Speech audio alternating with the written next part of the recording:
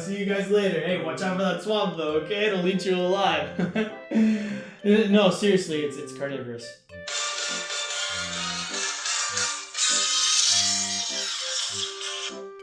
Jerry, what is up, my man?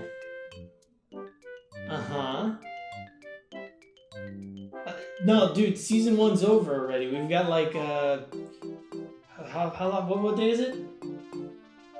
Oh. Jerry, dude, don't worry about it. I got something ready. Yeah, man, I got something ready. Of course I do. My friend, you forget that a true beast never stops working. Season 2, the premiere. Let's go. What if I told you that there was a game that took Fire Emblem, Advance Wars, World War II, and real-time strategy games, put them in a blender, and it came out tasting really good? If you're excited, then you're a fucking weirdo. Why would you put that anywhere near your mouth? But Valkyria Chronicles is that when you boil it down, and you have to respect something that is still so many things even after you trivialize it, especially when it contains key elements that I've never seen before in games belonging to the same genre. EC. Yeah? 1935. What about it? Oh, EC. Sorry, I thought you were talking to me. Come on, when will I ever get to use that joke again? Never. The two major countries of the continent of Europa, the Federation and the Empire, are at war for land and acquisition of a much-needed resource called Ragnite, which is basically a mineral that can do all sorts of stuff, from powering cars to healing wounds. It's like a panacea for first world problems. Caught in between these two powerhouses, both politically and geographically, is Gallia, a tiny country trying to remain neutral and out of the fighting, but also rich in Ragnite. Because being in control of a midpoint between the enemy and you that is also rich in valuable resources is an obvious advantage, the Empire decides to begin its invasion of Gallia. The story told hereafter is about the heroes of Squad 7 of the Gallian militia and how they drove the Empire out of Gallia. Gallia. This is Welkin Gunther, our protagonist. He's revisiting his hometown of Brule in order to help his foster sister Isara and their nanny pack up and move away from the dangerous Gallian border because, you know, war and stuff. And you are? The one with the gun. Ah, true love. I remember my first shotgun wedding.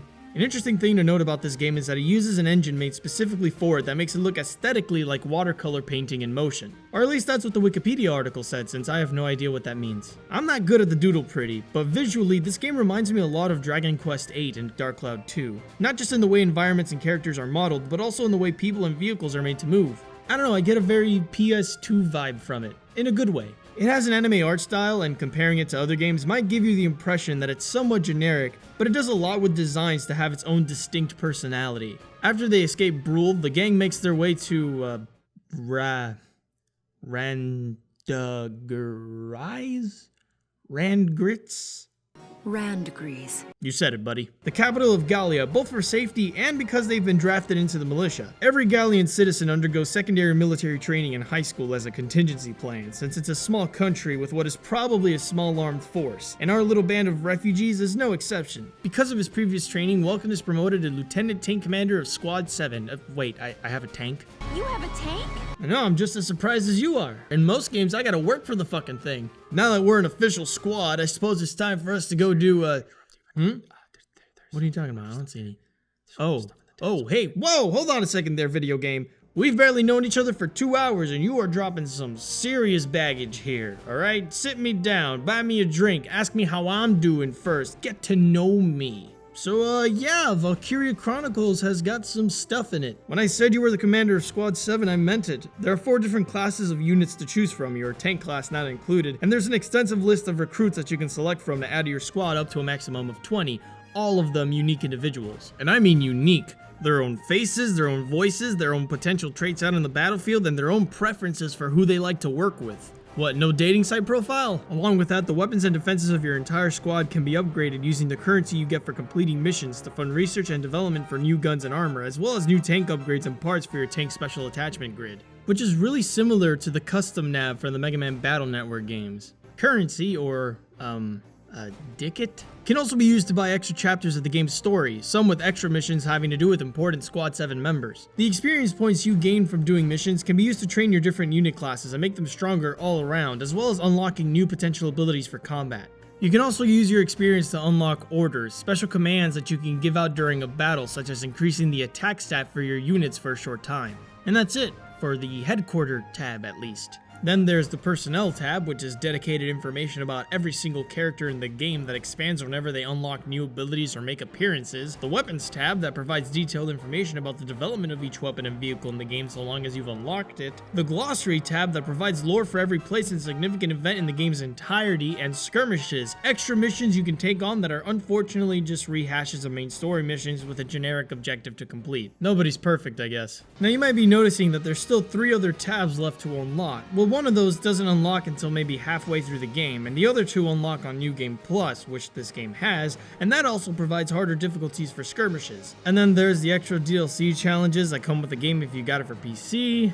So as you can see, it's all very extensive, and knowing where to drop your experience and put your dicket in between missions is very important if you want to excel during battles. putting your dicket in... never mind. So after you get acquainted with all the doodads Valkyria Chronicles has to offer, the game introduces us to our main villains.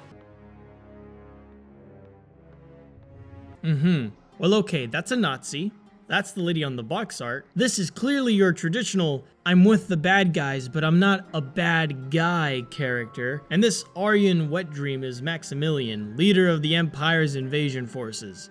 Yeah, you're going to notice that a lot of the characters and the story itself is a little predictable, even though it is delivered very well. The scumbags are easily identified when they show up on screen, and the sexual tension between Welkin and Alicia just oozes out of the dialogue boxes during some of these cutscenes. It feels good to see people enjoying my bread. It felt good eating it. And since it's drawn like anime, it's bound to have those anime moments we're all so familiar with. I tried to tell her Pan no. down, don't pan down. Oh, come on, you panned up, that's just as bad. I should also point out that the cracks in the writing start to show up later on, and the story ends just before the whole thing falls to pieces. No, where Valkyria Chronicles shines isn't in the typical JRPG plot of the gods were bad, the expected plot twist of character being the chosen one, or the awkward song written in Japanese and then translated into English because no one on the localization team thought that wouldn't sound great. Valkyria Chronicles shines when it talks about war. Shocking, I know, the game about war actually has some commentary about it, but how many war games have you played that portray enemy soldiers as real human beings with families to go back to?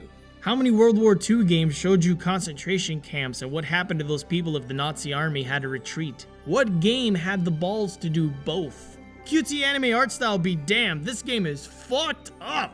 1 minute it's all, haha, yeah, volleyball, and then it's my baby! Where's my baby? I was expecting some kind of seriousness, yes, but this game goes to so many places and presents it respectfully.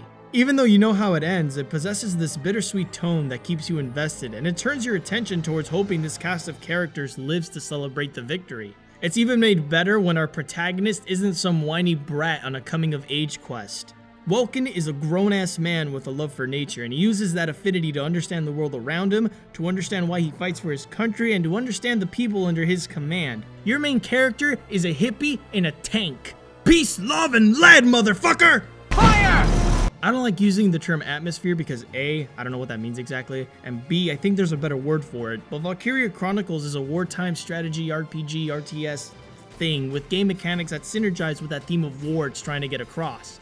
Take moving a unit around, for instance. Each unit has a certain range of movement per turn, making the way you position units and how you move them across your map very important. Since enemies will start shooting at you the minute you're in their range and line of sight, it's important to move through cover, hug walls, and find the shortest distance to your destination without putting that unit at risk or leaving them out in the open.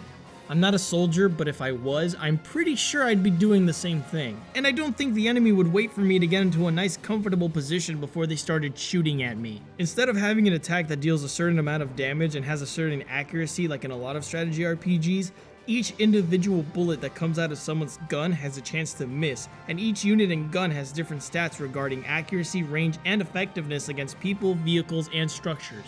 The real-life comparison is self-explanatory. Squad members will often help one another when trying to take out enemy units, and those that work well together can sometimes even trigger those potentials I mentioned earlier, in the same way real soldiers often perform better when they get along. You only have a set amount of command points you can use to command units on the field per turn, and giving out special orders takes up a certain number of command points depending on what order it is. After those points have been used up, you can't move any more units or give out any more orders. In a real combat situation, you can only relay so much information before your enemy reacts to the soldier's movements. Then there's all the tiny additions that reinforce these things, like height advantage, sneaking up on unaware soldiers, units shooting at other units and then stopping to reload their gun because they ran out of ammo.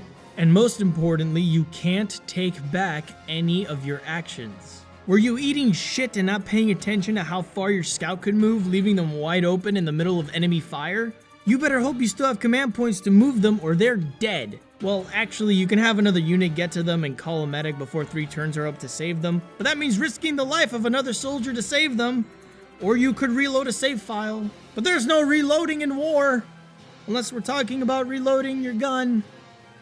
I'm not very good at making analogies, am I? Everything the combat has to offer fits so well together and puts the player in the appropriate mindset to put themselves in the shoes of the characters on screen, and the execution of said gameplay is great. It's balanced, it's paced well, there's nothing else to say about it. I did find later on that your scout units can pretty much handle anything outside of killing tanks if you upgrade them high enough, but that was only the case after 25 hours in. And again, the skirmishes are the same maps from the story mode without the special objectives and obstacles the story mode includes. This is disappointing since every mission in the story mode is either a new location, an interesting objective, or a special boss fight with its own set of challenges that keep you constantly on your toes. And as I said, this game is awesome when it focuses on the whole war aspect because it highlights the gameplay really well. So when it starts focusing more on who the characters are and less on what they're going through, it loses some of its steam. Ancient race, secret weapons, exposition dumps about it, yeah, you know the shtick. Valkyria Chronicles definitely needs to be part of your library if you're into strategy games. Even though it's a well-known title, it's certainly deserving of praise. Plus, I don't usually get the chance to play good games on the show, and this is an all-around good time. It borrows some ideas, this is certainly true, but it also innovates on them and introduces ideas of its own and produces an experience that I'm going to remember and come back to for a good long while.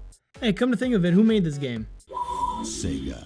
Yeah, alright, I'll believe that when pigs fly. Oh.